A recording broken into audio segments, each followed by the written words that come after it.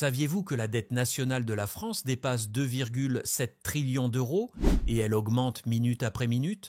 Cela représente près de 110% du PIB du pays, l'un des plus élevés d'Europe. Mais ce n'est pas tout.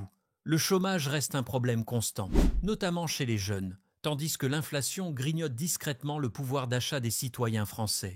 Est-ce la tempête parfaite qui se prépare pour l'économie de la France?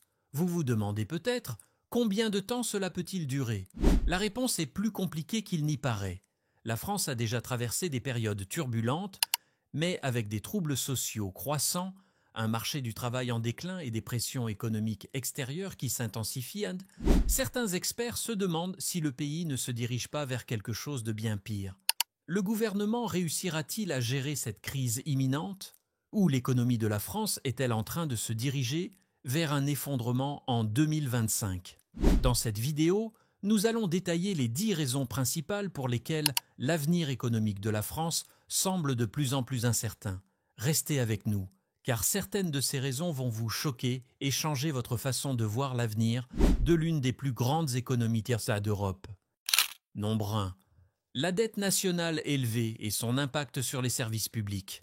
La dette nationale de la France a atteint des niveaux alarmants, se chiffrant désormais à un impressionnant 2,7 trillions d'euros.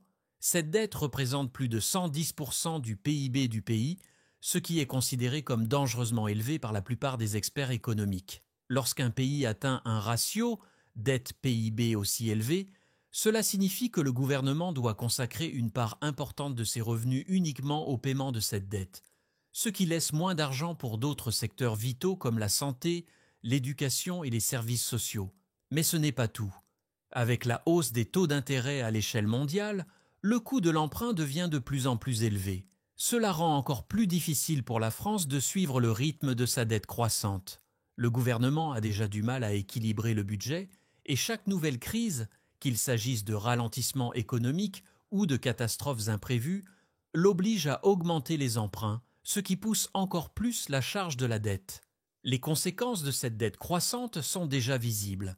Les services publics, dont de nombreux citoyens français dépendent, sont sous-financés et surchargés, ce qui crée une pression sur les soins de santé, l'éducation et l'infrastructure.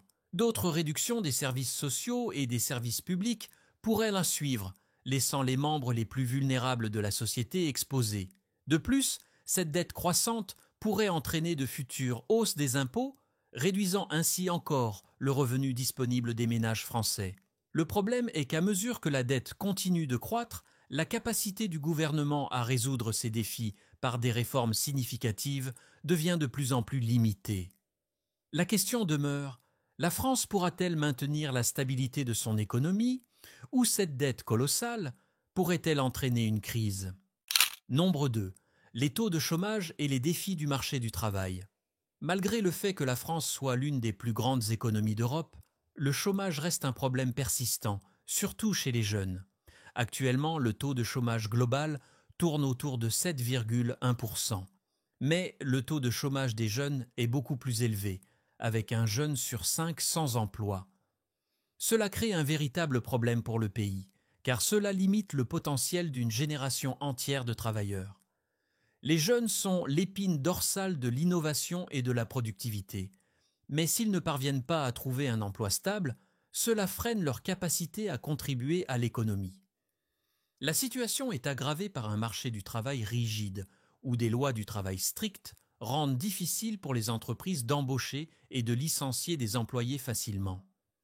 Bien que ces protections aient été conçues à l'origine pour protéger les travailleurs, elles découragent également les entreprises d'expansion ou de recrutement. Cela entraîne une stagnation dans la création d'emplois, en particulier dans les secteurs propices à l'innovation, tels que la technologie, l'énergie verte et les start-up. Le résultat? La France fait face à un marché du travail qui est moins flexible et moins compétitif qu'il ne devrait l'être. Un taux de chômage élevé, surtout chez les jeunes, entraîne des tensions sociales et une perte de potentiel économique. Cela signifie également qu'il y a moins de dépenses de consommation, car les personnes sans emploi ne peuvent pas contribuer à l'économie de la même manière que les travailleurs employés.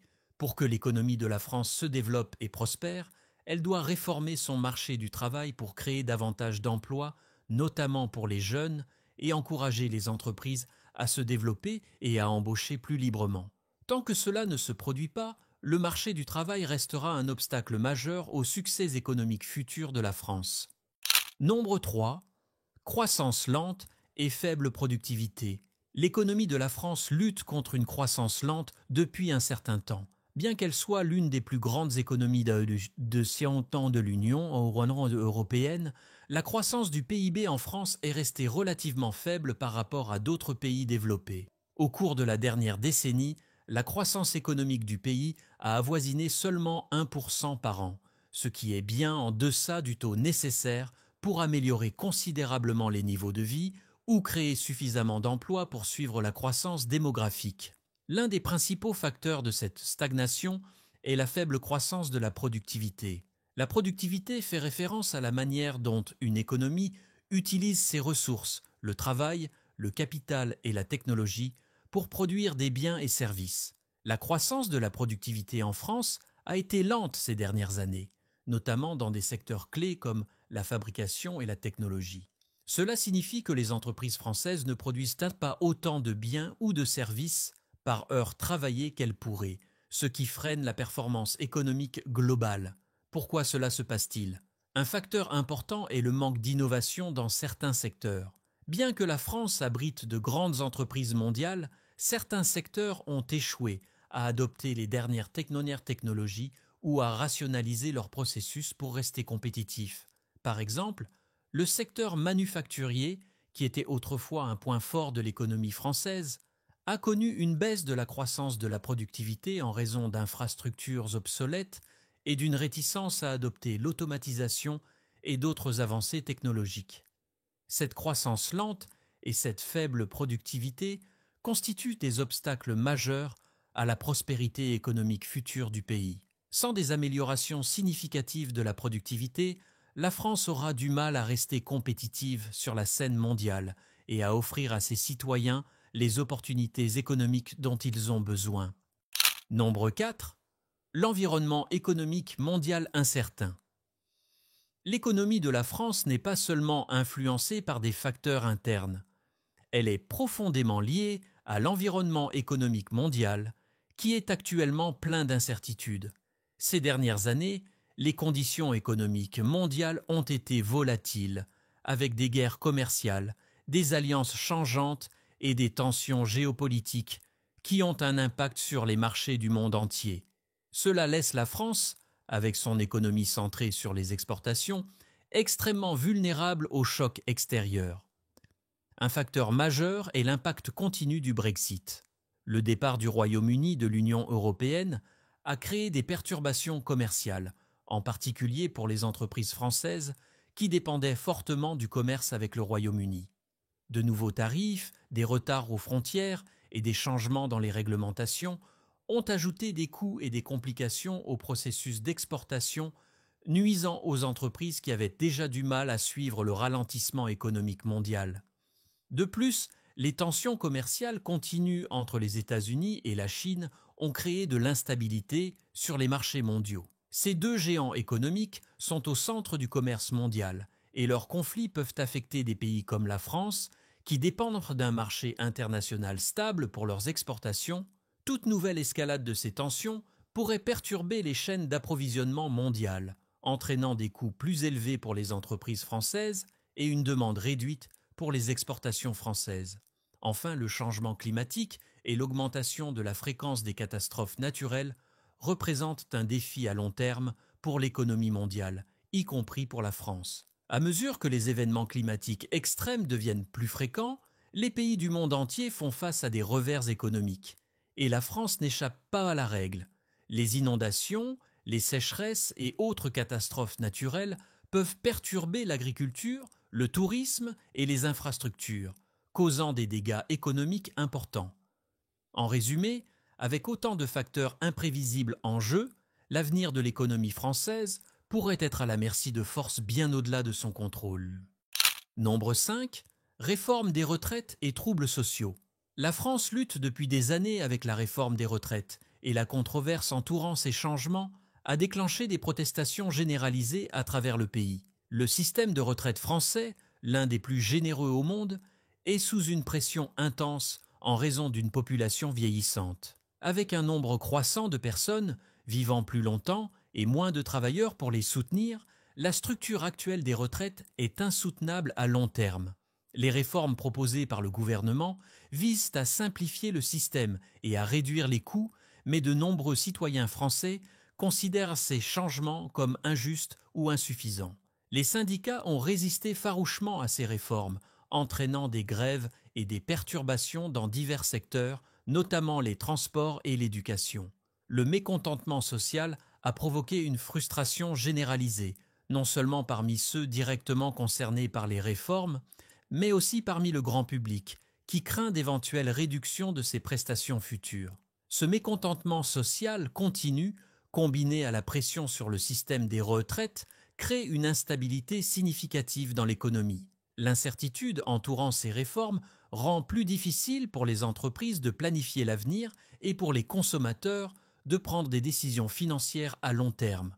Alors que les protestations et les grèves persistent, le pays fait face à une atmosphère perturbatrice qui peut miner la confiance des investisseurs et nuire à la croissance économique. À long terme, les problèmes de retraite non résolus pourraient exacerber encore davantage les inégalités économiques en France. Les jeunes générations, qui feront probablement face à des âges de départ à la retraite plus élevés et à des prestations réduites, pourraient se sentir déconnectées d'un système qu'elles perçoivent comme insoutenable.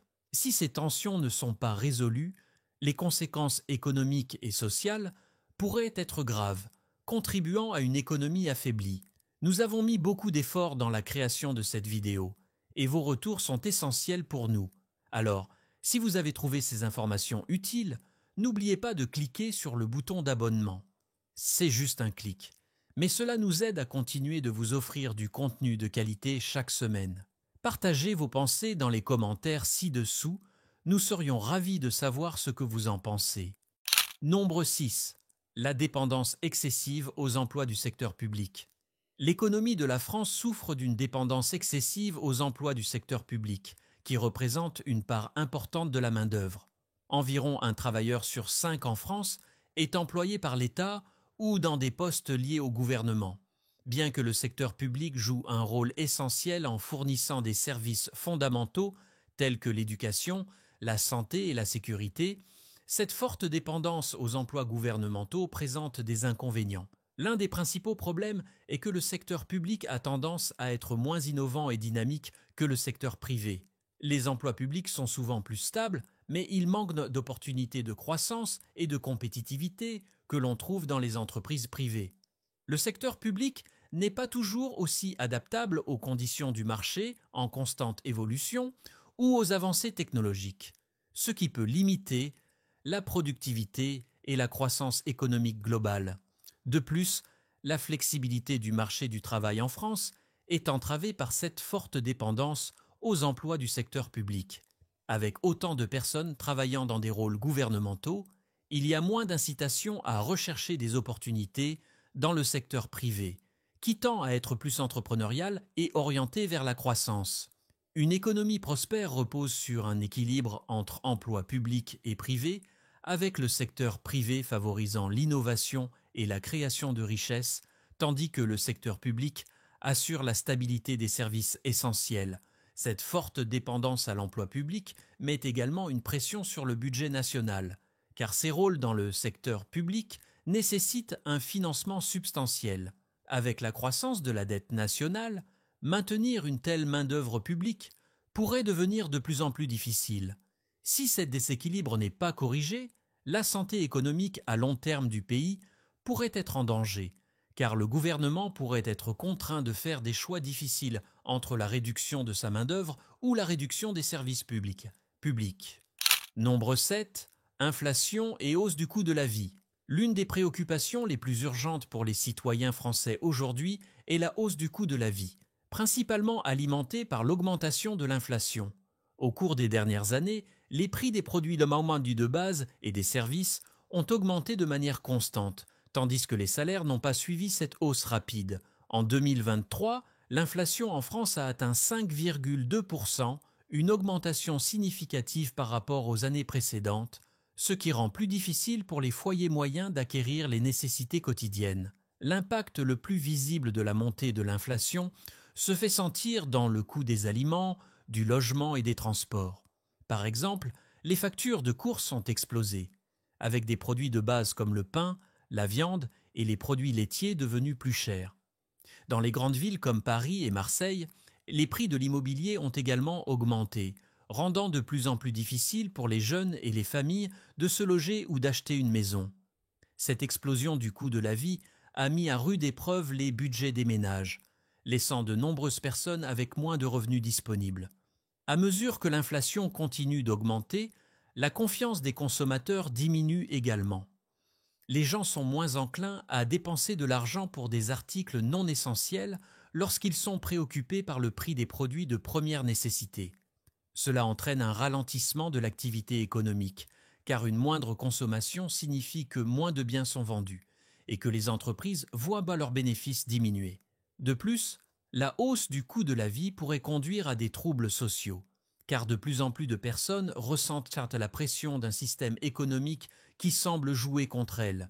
Les manifestations et les grèves, souvent déclenchées par des frustrations économiques, deviennent de plus en plus courantes en France, reflétant le mécontentement croissant face aux conditions économiques actuelles.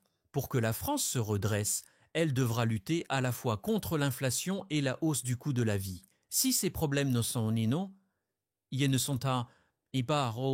pas résolus, la pression économique sur les ménages et les entreprises continuera de croître, rendant plus difficile pour le pays de retrouver sa stabilité. Nombre 8. Instabilité politique et paralysie gouvernementale. L'une des menaces majeures pour l'avenir économique de la France est l'instabilité politique. Au cours des dernières années, la France a été témoin de turbulences politiques importantes, avec des changements fréquents de gouvernement et des politiques changeantes qui ont laissé le pays divisé. Les récentes manifestations des Gilets jaunes et le mécontentement généralisé vis-à-vis de la direction du pays reflètent un mécontentement plus profond quant à la manière dont le gouvernement gère les défis économiques et sociaux de la nation. La paralysie politique a été un problème persistant, avec des partis politiques fragmentés et un gouvernement qui peine souvent à adopter des réformes significatives. Le système politique français est devenu inefficace. Ce manque de direction claire empêche le gouvernement de mettre en œuvre des stratégies à long terme pour la croissance économique et la stabilité. Au lieu de se concentrer sur des politiques susceptibles de stimuler l'économie, les politiciens sont souvent pris dans des débats partisans, ce qui rend plus difficile de résoudre des problèmes urgents comme le chômage, l'inflation et la dette nationale. Cette incertitude politique n'affecte pas seulement la situation interne, mais ébranle également la confiance des investisseurs. Lorsque les investisseurs perçoivent que le gouvernement est instable ou incapable de prendre des décisions, ils deviennent réticents à investir, craignant que leur capital ne soit pas en sécurité dans un tel environnement. Cela entraîne une réduction des investissements étrangers, qui sont cruciaux pour la croissance économique, surtout face à la concurrence mondiale. De plus, la polarisation de la politique française signifie que même lorsqu'un gouvernement parvient à faire passer des réformes, celles-ci rencontrent souvent une résistance de la part de larges sections de la population, en particulier lorsque ces changements affectent les droits des travailleurs ou les prestations sociales. Cette résistance entraîne des grèves et des perturbations, ralentissant encore les progrès. Pour que la France retrouve la stabilité économique, le pays doit surmonter ses divisions politiques et trouver un moyen de parvenir à une coopération entre les différentes forces politiques. Nombre 9. Climat d'investissement faible. L'un des facteurs cruciaux qui freine la croissance économique de la France est son climat d'investissement faible. Malgré son statut de deuxième plus grande économie de l'Union européenne, la France a du mal à attirer des investissements directs étrangers, IDE, suffisants.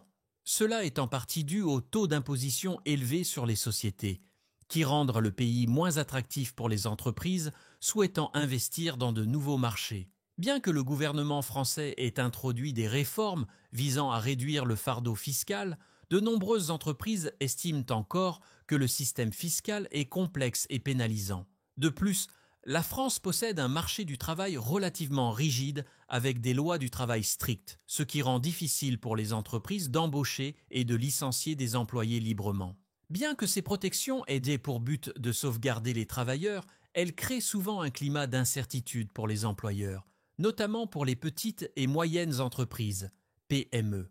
Le manque de flexibilité sur le marché du travail peut décourager les entreprises d'étendre leurs activités ou de lancer de nouveaux projets susceptibles de créer des emplois et de stimuler la croissance économique. Un autre facteur contribuant au climat d'investissement faible est la bureaucratie. La France est connue pour son cadre réglementaire compliqué et ses processus administratifs lents, ce qui peut rendre difficile la navigation pour les entrepreneurs et les investisseurs. Créer et gérer une entreprise en France peut être une entreprise chronophage et coûteuse, ce qui décourage à la fois les investissements domestiques et étrangers.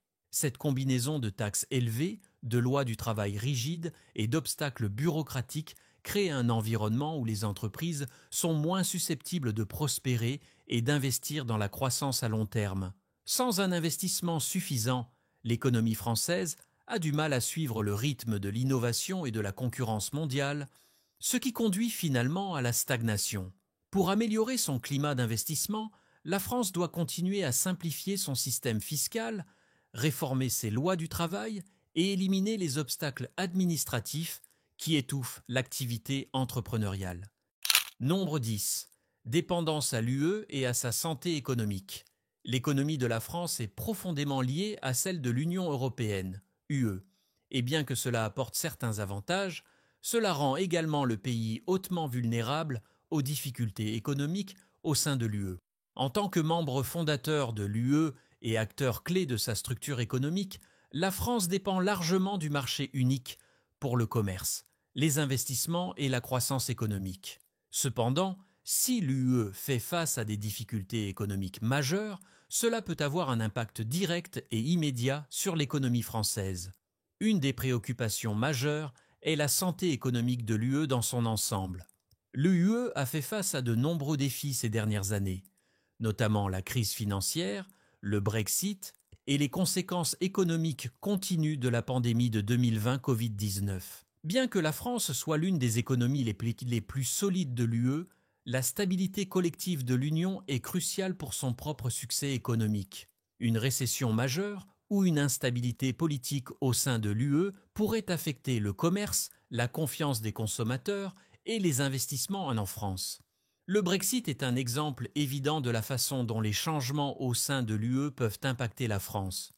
Le Royaume-Uni était l'un des plus grands partenaires commerciaux de la France, et son départ de l'UE a entraîné des perturbations commerciales, de nouvelles barrières et une incertitude accrue. Bien que l'économie française ait réussi à s'ajuster, les effets à long terme du Brexit, notamment sur le commerce et les investissements, restent à voir. De plus, les réglementations de l'UE et les directives peuvent parfois limiter la capacité de la France à contrôler pleinement son propre destin économique. La France doit souvent s'aligner sur les politiques de l'UE, même lorsque ces politiques ne sont pas dans l'intérêt de l'économie française. Cette dépendance vis-à-vis de l'UE peut contraindre la France dans sa capacité à agir de manière autonome dans des domaines tels que la fiscalité, les politiques sociales et même sa réponse aux crises économiques. En fin de compte, la dépendance de la France à l'UE la rend vulnérable aux hauts et aux bas économiques de l'Union, ce qui pourrait avoir des conséquences considérables si l'UE fait face à une nouvelle crise majeure. Comme nous l'avons vu, il existe de nombreux défis importants auxquels l'économie française est confrontée, et bien qu'elle ne soit pas sur le point de s'effondrer, le chemin à venir n'est pas sans embûches. De la hausse de la dette à l'augmentation des troubles sociaux et à la paralysie politique, l'avenir de la France est incertain, et le monde observe de près. Ces problèmes sont complexes, et les solutions ne seront ni faciles ni rapides, mais il est plus que jamais crucial de comprendre ces facteurs. Créer ces vidéos prend énormément de temps, de recherche et d'efforts. Ce n'est pas simplement une question de présenter des faits, mais de vous fournir les informations les plus précises, complètes et actuelles pour vous aider à rester informé. Nous voulons continuer à vous offrir des contenus de haute qualité comme celui-ci, alors si vous avez trouvé cette vidéo utile, prenez un instant pour cliquer sur le bouton d'abonnement. Ce n'est qu'un clic, mais cela signifie énormément pour nous. Votre soutien nous permet de continuer à produire des vidéos qui vous challengent, vous informent et vous engagent. Nous sommes engagés à vous livrer des contenus qui vous aident à comprendre les complexités du monde qui nous entoure. Ne manquez pas les vidéos futures qui aborderont d'autres sujets importants comme celui-ci. Merci de nous avoir regardés et nous apprécions chacun d'entre vous. Abonnez-vous maintenant pour rester informés et partagez vos pensées dans les commentaires ci-dessous. Nous serions ravis de connaître votre avis sur l'avenir de la France.